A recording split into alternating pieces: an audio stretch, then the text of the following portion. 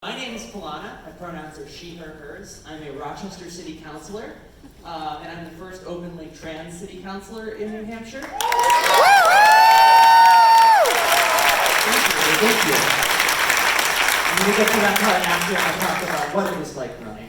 And as part of that run, I spent most of last fall just going around and knocking my neighbors' doors and attending community events. And what I experienced over those 1,400 doors and the weekends full of community stuff, I felt like I was experiencing this 298-year-old city getting its reinvention on.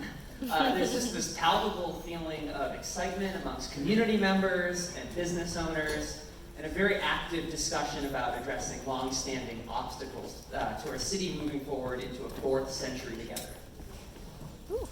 At the doors, I heard frustrations with our education system, that no amount of spending seems to increase the quality of education, and that too often the ones footing the bill are also the ones least able to pay for it.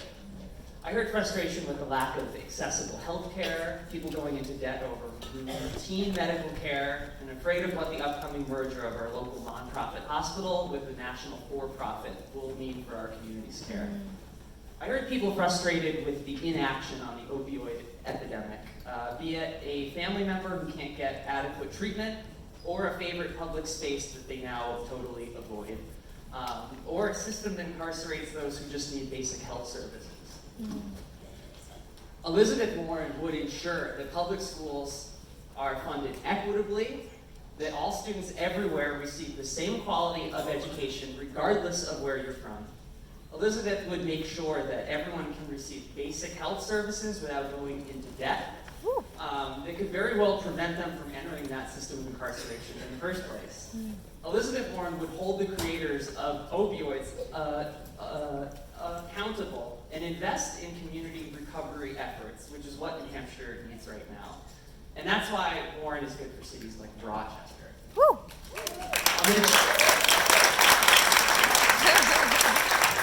So, kind of changing my hat for a sec to one of the New Hampshire voter with the identity that I have. I'm a transgender woman, months away from marrying another woman. And the last Congratulations! And the last 3 years have not been easy. Be it the erasure of LGBTQI identities from government initiatives, or generally emboldened opposition to my existence, the trans military ban, an administration that thinks that it is okay to fire someone because of their sexual orientation or their gender identity.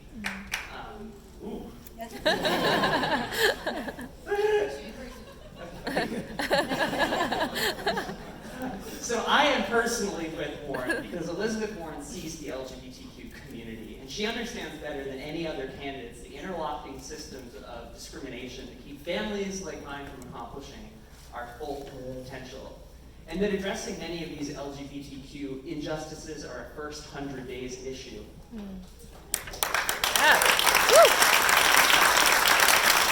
So this is why I am so excited to have Elizabeth back in Rochester today. So please join me in welcoming the next President of the United States, Senator Elizabeth Warren.